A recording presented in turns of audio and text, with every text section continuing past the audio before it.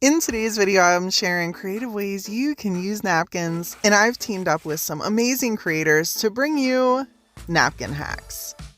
And for these creative napkin hacks, we're going to be using my TDS Creative brand napkins for these ideas. These 3 napkins are the first of the line and were released in January. But people take these ideas and remix them using whatever napkins you would like. I want to step a little bit out of the box here with this beautiful TDS Creative napkin.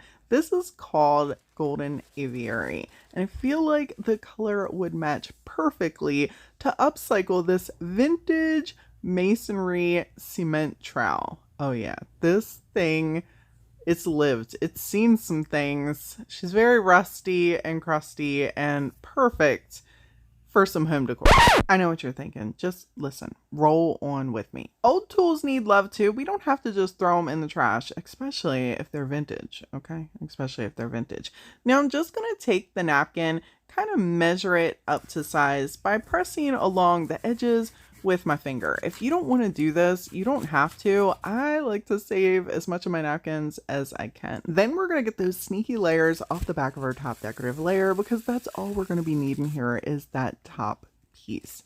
And you can paint your piece if you would like to. I chose not to. I really wanted this napkin to blend in versus have the design pop out. And to do that, we're going to be using some good old Mod Podge and my TDS Creative fan brush. There are a lot of different ways you can decoupage things. I like to share mine from my experience. You take this information and do what works best for you. For small napkin crafty decoupage projects, I usually will just use a fan brush. You can use whatever brush you would like. These work best for me. It's also why I came out with my own brand, because others would split and that would frustrate me. And then I like to use a sponge. This is just a kitchen sponge I pick up from Walmart in a pack. It's a whole bunch of them. I've been told the Dollar Tree has them as well. You get whatever sponges you would like and whatever is in your budget. Brandy, why the sponge and not cling wrap or brayer? Good question. Okay, we're working with metal here. Metal and glass, they are not absorbent. Okay, so the sponge is going to sop up that extra Mod Podge as we're pressing down through the napkin, because the napkin is porous, to stop it from pooling and creating additional wrinkles. Now, I do like some wrinkles in my decoupage, especially for older pieces like this. You can tell it's adhering well because you can see how the one side of the napkin is almost the color of our trowel here, while the other one was not. Now, another reason I love fan brushes is because of their thin tip. And I like to do small sections with napkins because it helps to minimize wrinkles and helps to get the designs a little bit more perfect onto your pieces. Because sometimes whatever you're decoupaging, they can have curves and dips and all the things. And this helps to get in underneath the napkin from where it connected and where it didn't.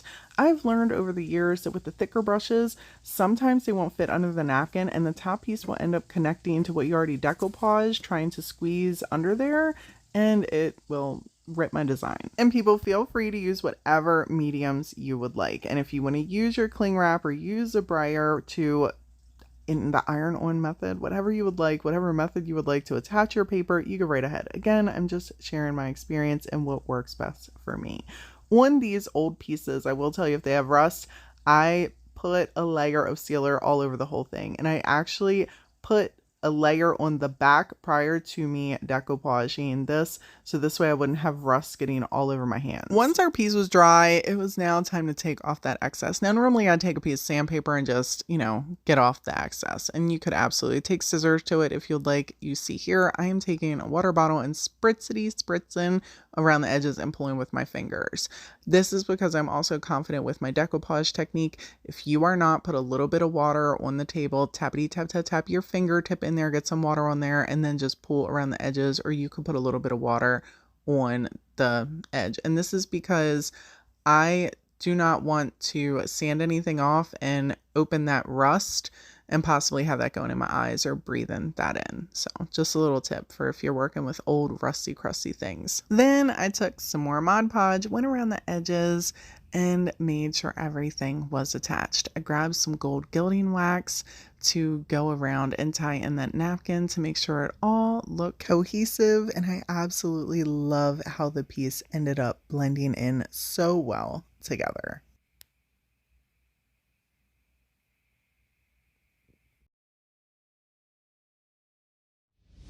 People, thank y'all so much for stopping and hanging out with me today.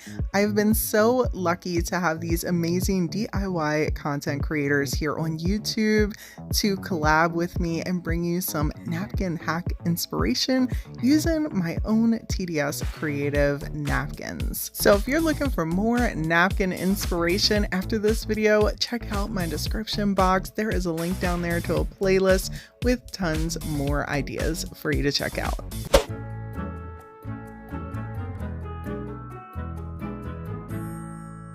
Did you know that you could use napkins to create origami-like shapes? You didn't have to just use paper, and I like to use napkins to create flowers. For this first flower, we're going to create a rose. And to do that, you can take any napkin design you would like and start to roll from one end to the next. I like to start off tight and then loosen as you go.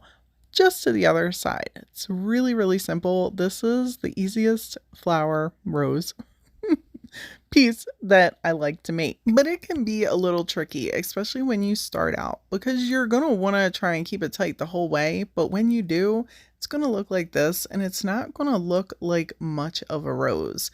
In fact, it's just going to look like a piece of rolled up paper. So you'll have to notice that as you're rolling your piece, you're going to want it to be looser as you get towards the end of the napkin. Tight to begin with, just like this, and then figure out where you're going to end up pinching that piece off to create that little stem section where the stem starts to attach to the rose. And then you're going to want to loosen it and keep it pinched. And as you do that, you can take your finger and then smoosh one in there, make it a little bit fatter to give it that rosebud look. When I first learned how to make these years ago, watching a tutorial on YouTube, shocker, the person that, I don't even remember who it was, but they took the bottom of the napkin and used those pieces to make the leaves. And that was just not my cup of tea. So as most DIYers do, we put our own spin on it. And what I do is I trim mine down so it gets thinner at the bottom. And then I go in my little, stash and find me a leaf that I think is going to go with our piece. And then I will twist and twist and twist and twist. Again, all of the time you notice that I am pinching off our stem bit here, and I grab either twine, or this is some nautical rope that I have thinned out from Dollar Tree. I will tie it off right at the top where that rosebud and that stem meet. Make sure it is super, super tight. I will add a little bit of Type-On quick and thick glue just so we can get some stability in here. So I know once this dries, this is going to all hold together really, really well, because especially if you're selling something like this, the people that get them at home, you want them to be able to last. And then I get to wrapping, and I pull this tight. I mean, as you can see, I'm like, I am pulling it. When I get to a certain section, I will then shove whatever leaf I found in my stash that I think looks good with our piece right on against our napkin, and I will glue that down as well. Sometimes there's a little stem bit and I'll glue it inside of the twine, or I'll glue it right on top. It just depends. Sometimes I have forgot to put the things in there, and then, it's an afterthought and we add it on later. But we trust in the Type-On quick and thick, so we're good. When I get to the bottom, there's usually enough Type-On quick and thick at the bottom that I can let the rope or twine just kind of hang there until it dries, and then I nip the end off and just kind of press it tight to make sure everything is sealed in good. These look absolutely adorable sitting around, whether you're selling them by themselves or you're adding different ones with different colors. They're a really cute and unique piece to just have in your home. For this napkin flower, we're going to be creating a hydrangea effect. I like to call this a hydrangea. You call it whatever you want. We're going to need 2 napkins and some copper wire or floral wire. You use whatever you want. Okay, we're going to need some wire. Next, we're going to need to open our napkins and put them both on the same side on top of one another, if that makes sense. We're going to need to just stack them, make sure they're facing the right way, and the side is on the same side, if that makes sense. Then we're going to fold the bottom up to the middle, and then the middle up to the middle. You see what I'm doing here? You do this. Then we're going to do the same thing to the opposite side of the napkins. Once you got those creases, then it's going to be time to get that wire and bring on in our wire cutters. Now we don't need a real big piece of wire, just one enough to be able to wrap flat to hold our napkin pieces together. I measure with love, people. You figure it out, okay? You figure it out, and then, you know, you'll be good. Then we're going to bob and weave back and forth with our napkin until we have it all scrunched together like this. Then we're going to take that wire and we're going to put it right in the middle of the dent that we just created there. So we have a division inside of our floral piece and, you know, something holding all of the, you want to glue yours together. Listen, I'm nobody to tell you what to do with your flower. Okay. This is how I'm making mine. And you do you, but I'm going to tie mine off, and then I'm just going to tuck that piece of wire back up against the wire in the center and begin the process. What process, might you ask? The one where we're going to be cutting the round edges of our flowers. Now, we'll be honest, depending on the napkins, this is really easy. My napkins are pretty thick, so this was a little difficult, and I am just, you know, creating like an oval shape on the edges. If you want to make yours pointy, you get creative with this, okay? Don't feel like you have to just do exactly what I'm doing. Get creative, make yours pointy, make whatever kind of edges, but I want it to have that hydrangea looking effect, and I like the oval, you know, rounded edges. When I was done with that, then I just kind of made sure that the edges met the other edges, so we had a circle, if that makes sense. Like I was pressing it down, see how I'm doing that here, to kind of keep it out, and then started peeling, like, you know, the Pillsbury flaky biscuits. You gotta kind of peel up them little flaky bits, you know what I'm talking about. That's kind of what we did here, okay? It's kind of the same concept. And we just did that for each little layer of the napkin. And I thought that this turned out so amazing. I love how the colors in the napkin with the white, it just came out. You can set these anywhere. You can set them on top of things. You can set them inside of things, whatever, and make whatever colors and a little bouquet if you want. These would be really cute to attach little stems onto. I absolutely love these. So many amazing ways that you can take this idea and use it for decor or for parties. Mix and matches designs, getting as creative as you want.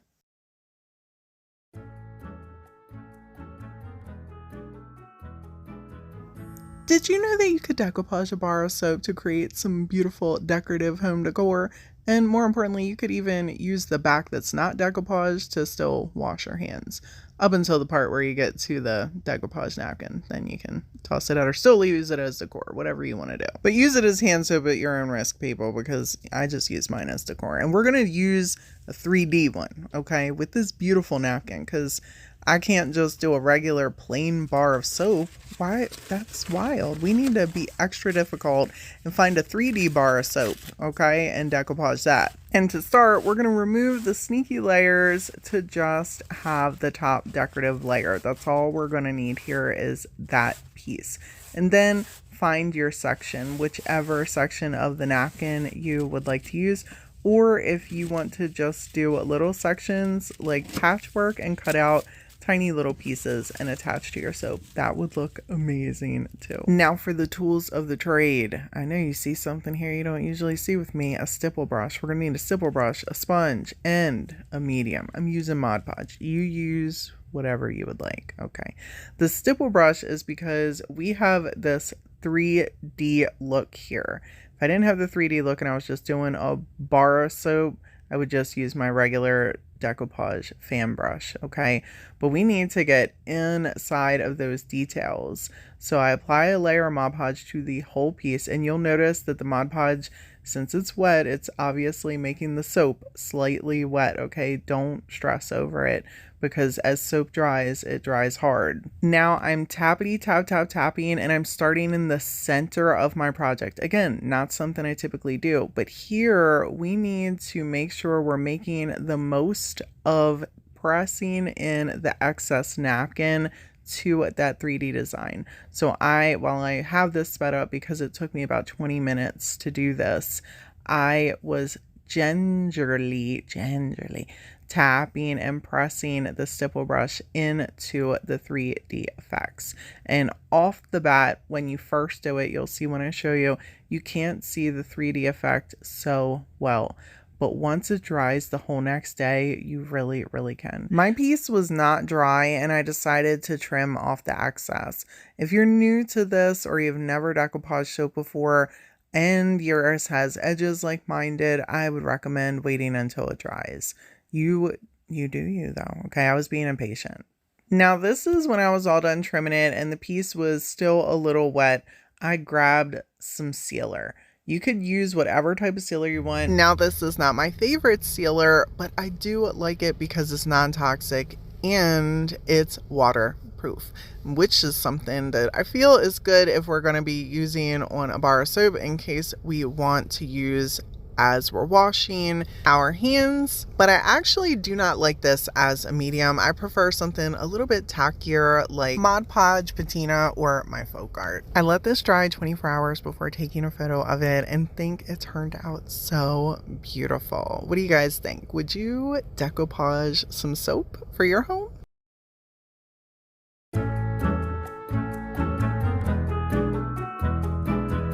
People, I love to decoupage me some candles, and whenever I can find the larger ones at Dollar Tree, I'm really happy about that, but I couldn't, so we're going to be decoupaging this little guy using this beautiful napkin.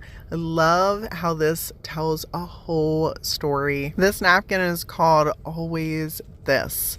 They're like dancing in front of the city. I just think it's so timeless. Anyhow, I just wanted to take out a couple little pieces, and I call this patchwork. Everybody calls things different, whatever they call it. This is what I call this type of decoupage, whether I'm using a napkin or I'm using tissue paper. Whenever I take out designs and create my own design out of it, I like to call that patchwork. You can do this in many different ways.